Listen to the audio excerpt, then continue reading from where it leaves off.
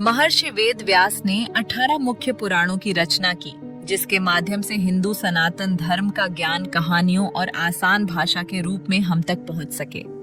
हम अपने चैनल पर इन पुराणों की कथा आप तक पहुंचाने की कोशिश कर रहे हैं।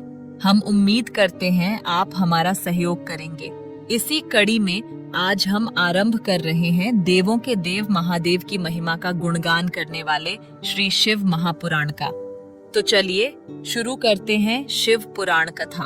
भाग 1, शिव पुराण का महत्व। नरेटर। कथा की शुरुआत होती है पवित्र नैमिषारण्य तीर्थ से। बहुत समय पहले की बात है। नैमिषारण्य तीर्थ में शौनकादि 88,000 ऋषि मुनि एकत्रित हुए। उनके मन में कलयुग के आने वाले प्रभाव को लेकर गहरी चिंता थी। उन्होंने देखा कि कलयुग में मनुष्य पुण्य कर्मों से दूर हो जाएगा और अधर्म की ओर बढ़ेगा। इस समस्या के समाधान के लिए सभी ऋषियों ने परम ज्ञानी सूत जी से प्रार्थना की। ऋषियों ने पूछा, हे महाभाग, कलयुग में जब मनुष्य का मन मैला हो जाएगा, जब धर्म का नाश होने लगेगा, तब मनुष्यों की शुद्धि और मोक्ष प्राप्ति का सबसे सरल और उत्तम उपाय क्या होगा? कृपया हमें कोई ऐसा साधन बताएं जिससे कलयुग के पापों का नाश हो सके और शिव तत्व की प्राप्ति हो। ऋषियों की जिज्ञासा सुनकर सूत जी अत्यंत प्रसन्न हुए। उन्होंने कहा, हे ऋषियों, आप सभी धन्य हैं जो आपने जगत के कल्याण के लिए यह प्रश्न किया। मैं आपको वह गुप्त रहस्य बताता हूँ जो सभी वेदों का सार है। वह है श्री शिव महापुराण।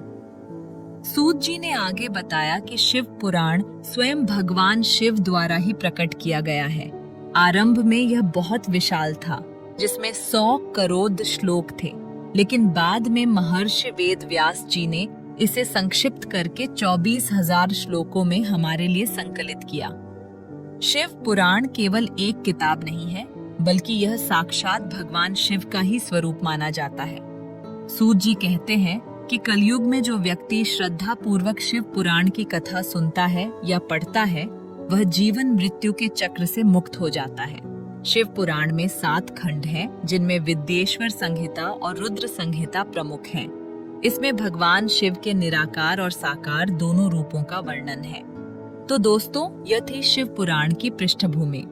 ऋषियों के प्रश्न के उत्तर में सूत जी ने अब कथा सुनाना आरंभ किया है। अगले भाग में हम जानेंगे कि आखिर शिव कौन है और शिव पुराण के अनुसार सृष्टि की रचना कैसे हुई। दोस्तों, यह था शिव पुराण का पहला भाग, जहां हमने इसके महत्व को समझा।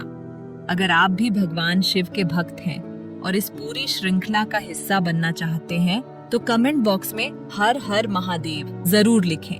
हमारे चैनल को सब्सक्राइब करें और घंटी का बटन दबाएं ताकि भाग 2 आते ही आपको पता चल जाए।